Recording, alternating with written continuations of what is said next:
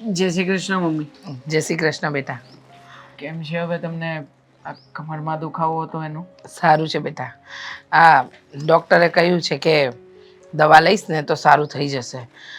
અને ડૉક્ટરે એમ પણ કહ્યું છે કે થોડું ઘણું ચાલવાનું રાખવાનું, જેથી કરીને કમરના મણકા છે ને એ એમનેમ ગોઠવાઈ ન રહે. હા, સાચી વાત છે. શું થયું? કંઈ ટેન્શનમાં છો મમ્મી તમે? ટેન્શનમાં તો નથી બેટા, પણ વિચારમાં જરૂર છું. અને એ વિચાર મારે તારી સાથે પણ, એટલે કે એ વિચાર પર મારે તારી સાથે વાત કરવી છે. મમ્મી ખરું કે ભાઈ, અત્યાર સુધી તમે દીકરા તારા લગ્ન ક્યારે થશે, કેવી વહુ આવશે, શું કરીશું, કેવી રીતે એડજસ્ટમેન્ટ કરીશું, આ બધા વિચારો મારે રહેતા હતા. હા, ટેન્શન લેતા હતા. હવે જ્યારે મારા લગ્ન થઈ ગયા છે, વહુ ઘરમાં આવી ગઈ છે, પછી પણ તમે હજી વિચારોમાં ને વિચારોમાં ખોવાયેલા છો. બેટા, દીકરાના લગ્ન કરીએ એટલે એ એક જવાબદારી પૂરી થાય, બીજી બધી જવાબદારીઓ થોડી પૂરી થાય. દેવાંગ, મારે તારી સાથે એક વાત કરવી છે. જો બેટા, તું તો જાણે છે કે તારા પપ્પા અને મારા છૂટાછેડા થઈ ગયા છે, પણ છૂટાછેડા વખતે એક શરત રાખી હતી. શરત? કઈ શરત મમ્મી? શરત એમ હતી કે તારા લગ્ન થાય પછી એમની મિલકતમાં પણ તારો હક હિસ્સો રહે. તો હવે તારા લગ્ન થઈ ગયા છે તો તું તારા પપ્પા પાસે જા, એમને વાત કર કે હવે તને તારા ભાગની મિલકત કે રૂપિયા જે કંઈ પણ આપવું હોય એ આપી દે. કારણ કે મેં તો છૂટાછેડા સમયે કોઈ વસ્તુ માંગી જ નથી, બસ તને મારી પાસે લઈ લીધો. પણ હવે મને લાગે છે કે એ સમય આવી ગયો છે કે જ્યારે તને તારો હક મળવો જોઈએ. મમ્મી, તમને શું લાગે છે છૂટાછેડાના આટલા બધા વર્ષો પછી પપ્પાની નિયત બદલાઈ નહીં ગઈ હોય? પપ્પાએ તમને જે કંઈ પણ વચન આપ્યું હતું એ વચન નિભાવશે? મને નથી લાગતું કે નિભાવી શકે. જો બેટા, માણસ સમયની સાથે બદલાઈ જાય એ વાત સાંભળી છે, પણ એ બાપ છે. તારા માટે તો એમના મનમાં લાગણી હશે જ. તારા માટે તો એ ક્યારેય ખોટું નહીં વિચારે. અને રહી વાત મારી, તો મારા માટે કરે કે ન કરે, પણ પોતાના દીકરા માટે કરવાનું એ ક્યારેય નહીં ભૂલે. મને એવું લાગે છે. એટલે એકવાર એમની પાસે જા, વાત કર અને એમને કહે કે હવે મારા લગ્ન થઈ ગયા છે અને તને ખબર છે કે છૂટાછેડા પછી મેં તને કેવી રીતે મોટો કર્યો છે. આપણે એટલા બધા સ્ટેબલ પણ નથી, તો પછી બની શકે કે એ આપણને થોડી ઘણી મદદ કરે અને તારા હકનું તને આપે, તો પછી બધું સરખું થઈ જાય. ઠીક છે મમ્મી, હું ત્યાં જઈને એકવાર મળીને વાતચીત કરું છું અને પપ્પાને મારી રીતે બધી રજૂઆત પણ કરીશ, તમારી યાદ પણ આપીશ. મમ્મી, મને કોણ જાણે કેમ પણ આમ યોગ્ય નથી લાગતું આ બધું. એવું લાગે છે કે પપ્પાએ ના પાડી દીધી અને અપમાન કરીને મને કાઢી મૂક્યો તો. માનું છું કે એ બધા વિચાર મને પણ આવે છે, પણ તું એમનો દીકરો છે, એ તને ના નહીં પાડે. તારા માટે એમના મનમાં એ કચાશ નહીં હોય અને તારા માટે એમને વિચારીને પણ રાખ્યું જ હશે કે દેવાંગને મોટો થાય પછી એના લગ્ન થાય પછી શું આપવું શું ન આપવું. અને તું તો જાણે છે ને કે તારા પપ્પા પાસે ભગવાને આપેલું બધું જ છે. હા, તો સંજોગો વસાત અમારો મેળ ન પડ્યો ને અમે બંને છૂટા પડ્યા, નહીતર આજે પણ એ મિલકતમાં તારો હિસ્સો તો હતો જ ને. તો પછી અત્યારે શું કામ ના પાડે? અને તું એમનો દીકરો છે તો તને આપવાની ના પાડવાની તો કોઈ વાત આવતી જ નથી ને. ઠીક છે, હું આજે જઈને તે વાત કરી લઈશ. અને બીજું તમને એ કહેવા માગું છું કે મીરા પણ કહેતી હતી કે એને પિયર આંટો મારવા જવું છે, તો તમારી રીતે તમે વાત કરી લેજો ને મારા સાસુમાની સાથે. હા હા, હું વાત કરી લઈશ, તું ચિંતા નહીં કર. પણ આજે હું તો કહું છું, તું પહેલાં જે મેં કહ્યું ને એ કામ પતાવ. સારું, ચાલો હું હમણાં ફોન કરીને નીકળું. જય શ્રી કૃષ્ણ. જય શ્રી કૃષ્ણ.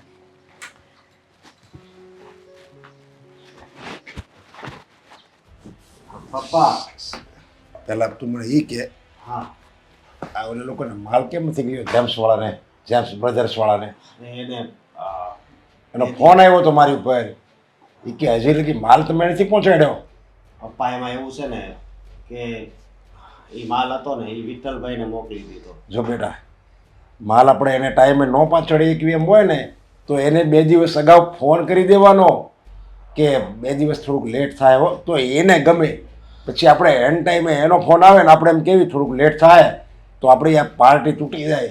એટલે આ ધંધાનો નિયમ છે કે પહેલાં તમારે અગાઉ એને જાણ કરી દેવાની કે થોડુંક લેટ થાય તો એટલે એને ગમે એમ. હા પપ્પા એ તમારી વાત સાચી, પણ વિઠ્ઠલભાઈએ તો 4 દી પહેલા ફોન કર્યો હતો સમજ્યા કે અર્જન્ટ છે એટલે આજે પછી પણ આને ના પડી દેવાય ને એમ કે ભાઈ હમણાં 2 દિવસ લેટ થાય હો, આમાં મારી જ ભૂલ છે. હવે બીજી વાર ધ્યાન રાખજે. કાંઈ વાંધો નહીં, હવે ધ્યાન રાખી.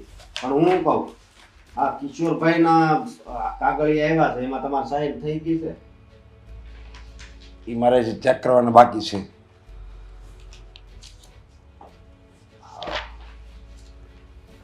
હા જય શ્રી કૃષ્ણ. જય શ્રી કૃષ્ણ.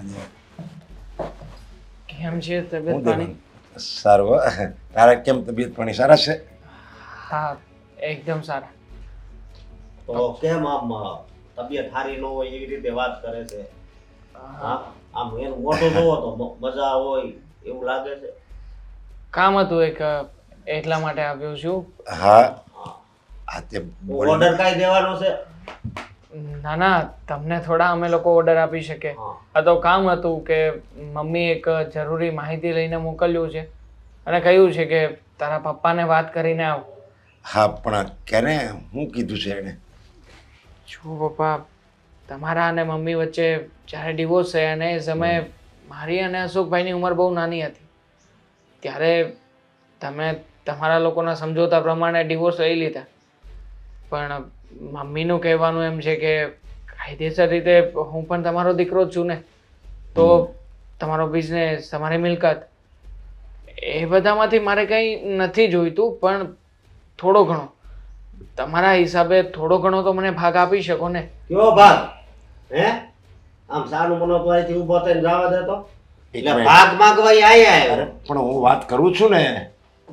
જો બેટા જ્યારે છૂટાછેડા અમારા થયા ને તારા મમ્મીના ને મારા બેયના, ત્યારે મારે જે આપવાનું હતું એ મેં થોડુંક આપી દીધું હતું. તો પછી હવે કેમ તારી મમ્મી આવી માંગણી કરે છે એમ? મતલબ કે હું તમારો દીકરો નથી અરે પપ્પા. નાના બેટા આ તો એવું જ થયું ને કે એક ભાઈને ગોળ અને બીજાને ગોળ. માનું છું કે તમારા ડિવોર્સ થયા એ સમયે તમે અને મમ્મીએ કંઈક સમજોતો કર્યો હતો, પણ મમ્મીનું કહેવાનું એમ છે કે અમારી પરિસ્થિતિ બહુ ખરાબ છે. હાલમાં મારા લગ્ન થયા છે અને કામ ધંધાનો પણ કોઈ મેળ નથી. તો મેળ રખાય ને, હે મેળ રખાય બધોય. અમે તો નહોત કીધું કે તું લગન કર. પપ્પા એને સમજાવી દો ને. પણ તું હું કામ વાત? ઈ તારો ભાઈ છે હો, ભલે છૂટાછેડા અમે લઈ લીધા હોય પણ એમ ગણો ને તો તારો હગ્ગો ભાઈ છે. એ હું નથી ગણતો એને ભાઈ ભાઈ. તારે- ભાગ લેવા આયા આવે એટલે અરે તારે નો ગણવાથી કઈ થોડો ભાઈ મટી જાય. જુઓ આવી રીતના તમે વાત ના કરો. કાયદાકીય રીતે જો જોવા જઈએ ને તો તમારી અંદર ને મારી અંદર એક જ વ્યક્તિનું લોહી છે, આપણા બાપાનું. અને પછી શું કામ ને ખોટે ખોટા હેરાન કરો છો? જુઓ હું કંઈ તમારી સાથે જીવાજોડી કરવા નથી આવ્યો, પ્રેમથી સમજાવવા આવ્યો છું અને પ્રેમથી ભાગ માંગુ છું. મેં ક્યાં તમને પપ્પા કહ્યું કે મને મારો ભાગ જોઈએ ને જોઈએ? અને પપ્પા જો ના પાડતા હોય તો હું કઈ નહીં બોલું. આ તો પપ્પા ના જ પાડે છે, જવા દે. પપ્પાએ ક્યાં એના મોઢે કઈ કહ્યું છે? પપ્પા પપ્પા એને ના પાડી દો ને તમારા મોઢે. અરે પણ પપ્પાને તો મને હિસ્સો આપવું છે, તમે શું કામ ને ના પાડવાની વાત કરો છો? નથી દેવો. હું જ ના પાડું છું, નથી દેવો હિસ્સો. બોલ. શું કામ ને હિસ્સો નહીં મળે? નહીં મળે. મારો પણ કાયદાકીય હક છે અને કાયદાકીય રીતે હું પણ લડત લડી શકું. હા અરે પણ જો તમે બે એકબીજા અંદરો અંદર બાંધો નહીં એકબીજા. જો તારી વાત સાચી છે કે તારી પરિસ્થિતિ નબળી છે અને આમેય તું તો મારો દીકરો છો. ભલે અમે પતિ પત્નીએ છૂટાછેડા લઈ લીધા પણ તારી જે મમ્મી છે ને એ મારી ભૂતકાળમાં પત્ની હતી. પણ આ તો જો કોઈ બીજો કોઈ નિરાધાર છોકરો હોય, ધંધા વગરનો હોય, બીમાર હોય તો હું એને મદદ કરું. તો પછી આ તો મારો દીકરો છે, ભલે ને મેં છૂટાછેડા લઈ લીધા હોય તો મારે એને મદદ કરવી મારી ફરજ આ છે. તો 5000 આપી દો, 9 જવા દો. બરોબર ને? પછી બીજી વાર આ નહીં આવતો. હા તો એક કામ કરો ને, આમને 5 લાખ આપી દો પપ્પા. હું ના નથી ભાઈ પાડતો. પપ્પા વાળા, કેમ? પપ્પા કહેવાનો અધિકાર છે ને અત્યારે હવે તારે નથી. મને પણ છે જ તે. સમજો? હા, મને પણ છે. આને ખોટી રીતે તમે હેરાન કરવાનું જો ઈચ્છતા હોય ને તો એ તમારો વાંક છે, અમારો વાંક નથી. હેરાન જો. કરવાનું. હા, જો બેટા, આ જે આપણે દોલત છે ને, દોલત રૂપિયા છે ને, એ છે ને આમ હોશિયારીથી ન આવે, સમજ્યા? એ કોઈના પુણ્ય હોય, કોઈની દુઆ હોય, એના હિસાબે આ બધી દોલત આપણને મળી હોય. માતાજી છે ને આના કાંઈ પુણ્ય નહીં હોય. સમજ્યા? નકર પણ પાપાસ કર્યું હોય. અરે એની મમ્મીના પુણ્યના હિસાબે હું આજ તો બધો રૂપિયાળો થયો હોય તો શું ખબર? એ તમારો વ્યાયામ છે, આ તો તમારી મહેનત. સમજ્યા?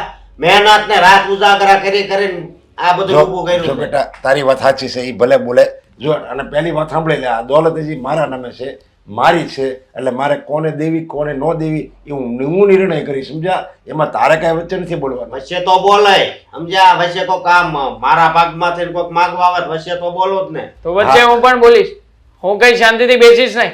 પપ્પા, તમારે શું કરવું ને શું ના, નહીં ના. એ નિર્ણય તમારો છે. અરે. તમે નિર્ણય લઈને મને બોલાવજો. ના ના, વાંધો નહીં. પણ અહીંયા લડવા ઝઘડવાનો કોઈ શોખ નથી. આમ આ કોઈ દી આવતો નહીં. અને સમજાઈ જો નકર હું જોવો. સમજાવવાની જરૂર તને છે, સમજ્યા? એને નહીં. એને તો ભાગ મળવો જોઈએ ને.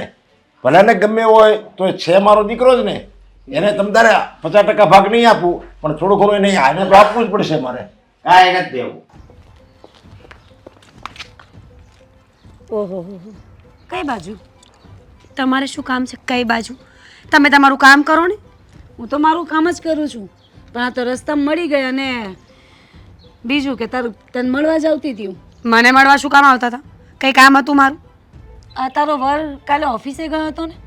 એ તો જાય ઓફિસ, કે તમારી એકની થોડી છે, અમારો અડધો ભાગ છે તો જાય એ ખરા. શેનો ભાગ?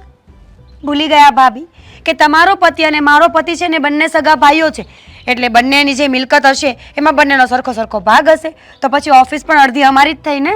જો આ એ જ વાત ચાલતી હતી ત્યાં કે આ મિલકતમાં અડધો ભાગ માંગે છે. શેનો ભાગ ને કેવો ભાગ? આ કહી દે છે ભાગ માંગવાનો નહીં, એમાં કોઈ ભાગ નથી પડતો તમારો. હા હા, હવે તમે કહેશો એમ દુનિયા ચાલશે ને ભાભી.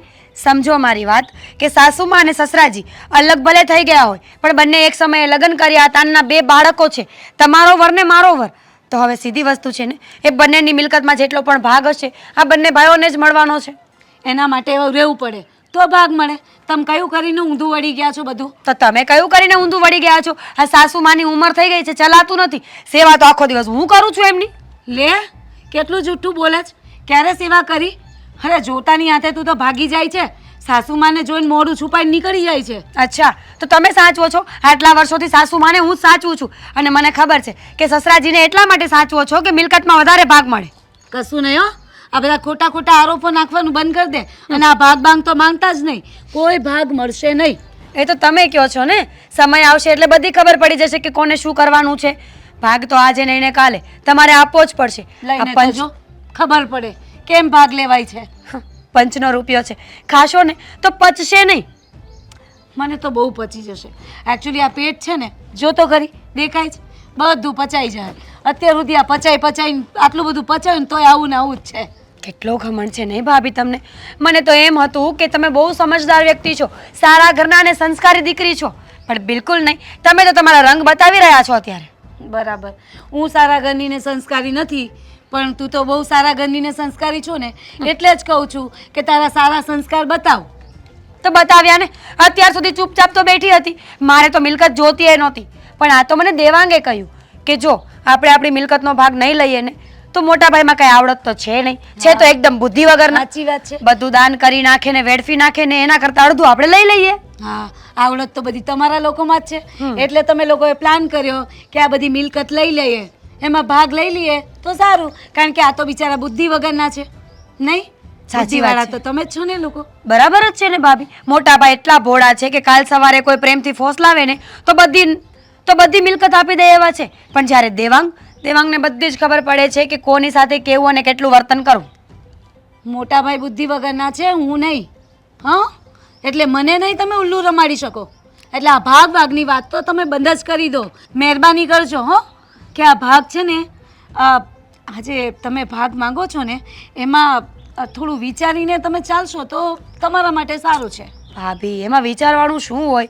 વિચારી તો લીધું છે અમે લોકોએ કે અમે લોકો પહેલાં પ્રેમથી ભાગ માંગીશું, તમને સમજાવવાની કોશિશ કરીશું, અને પછી જો તમે નહીં સમજો તો ઘણા બધા રસ્તાઓ છે આ દુનિયામાં. કોર્ટ, પોલીસ સ્ટેશન, ગુંડાઓ. ઓહો, ધમકી આપે છે. ગુંડા બોલાવશે. હું છું ને એકલી જ આ ગુંડાને બરાબર છું. એટલે ગુંડાઓની ધમકી મને ના દે.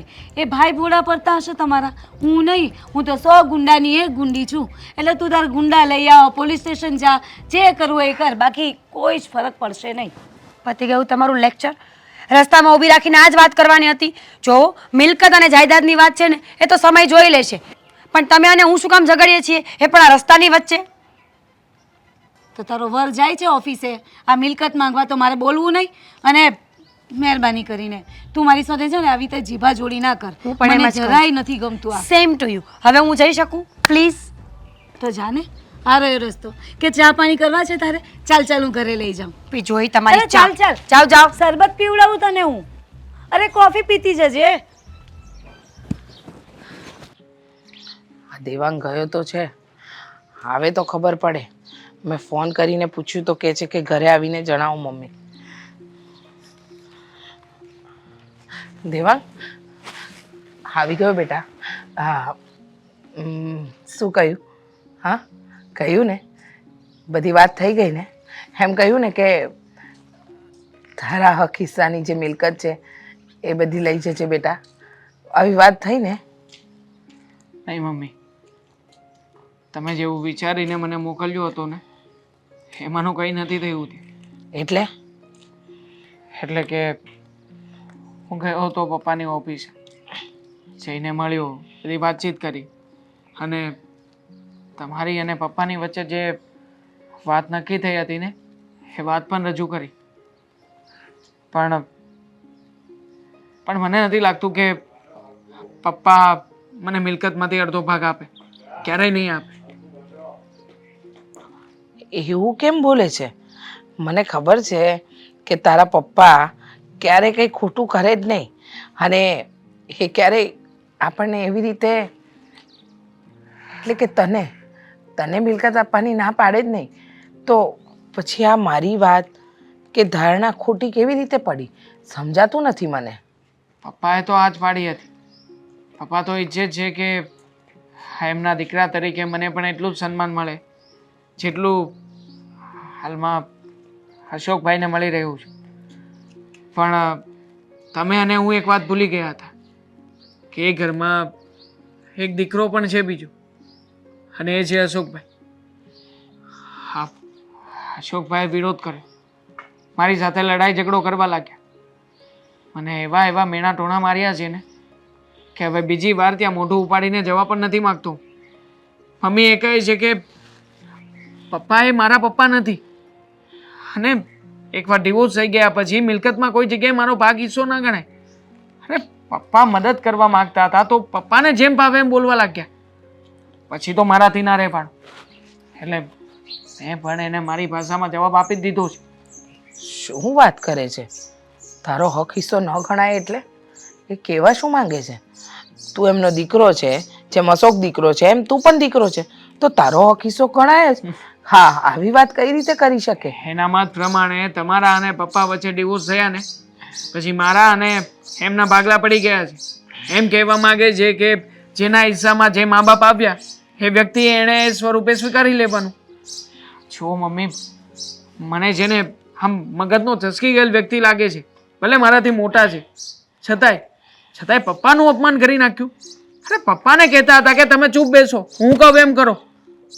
એટલે મને નથી લાગતું કે આસાનીથી એ કોઈ વાત માની છે. એ આસાનીથી માને કે ન માને, પણ તારા હકનું તો તને મળવું જ જોઈએ. અને મને તારા પપ્પા પર વિશ્વાસ હતો. ભલે અમારા બંનેનું નથી બનતું, પણ તારી સાથે ક્યારેય અન્યાય નહીં થવા દે. અને અત્યારે અશોક આ કઈ જીદ લઈને બેઠો છે કે તને ન મળે, જે મા બાપના હિસ્સામાં જે આવ્યું એ જ લેવાનું? એટલે કહેવા શું માંગે છે? કંઈ સમજાણું નહીં મને. સમજાતું તો મને પણ નથી કે આવી રીતના હજી મિલકત પપ્પાએ એમના નામે પણ નથી કરી, તો પછી એમને બોલવાનો કોઈ હક કે અધિકાર નથી. હા, જાણે હું તો જાણે એમની થાળીમાંથી એમનો રોટલો લઈને ખાતો હોય ને એવી રીતના ભડકતા હતા. વાત સાચી છે બેટા તારી. અશોક પહેલેથી થોડો જિદ્દી સ્વભાવનો તો હતો જ, અને અત્યારે તારા પપ્પા પાસે રહે છે એટલે એ એની મનમાની કરે છે. પણ તું ચિંતા નહીં કર, મારે તારા પપ્પા સાથે વાત કરવી જ પડશે. હા, કારણ કે તારા હકનું હું કોઈના ભાગે જતું કઈ રીતે કરી શકું. માન્યું કે અમે અલગ થયા, એનો મતલબ એ તો નથી ને કે તું આખી જિંદગી હા આવી રીતે ઢસરડા જ કર્યા કરે. હા, બીજું કંઈ નહીં. જો મમ્મી, જે નસીબમાં લખ્યું છે ને એ બધું મળીને રહેશે. મારે છે ને આ લોકોની સાથે કોઈ ખોટી માથાકૂટ નથી કરવી. છોડો ને બધી વાતને. હું તો આવતો હતો ને ત્યારે રસ્તામાં વિચાર પણ કર્યો હતો કે આ લોકોની ઉપર પોલીસ કેસ ઠોકી દો અને કાયદાકીય પ્રોસેસ કરી નાખું. પછી પણ મને વિચાર આવ્યો કે આ લોકો કાયદાકીય ભાષામાં માને એમાંના તો છે નહીં. વળી અશોકના હાથમાં તો પૈસા છે. આ પૈસાથી વકીલ ખરીદી લેશે, પોલીસ ખરીદી લેશે. આપણું તો નહીં આવે. ચિંતા નહીં કર, બધું થઈ જશે. હા, ટેન્શન લેવાનું બંધ કર. હું તારા પપ્પા સાથે વાત કરીશ. હા, ઠીક છે.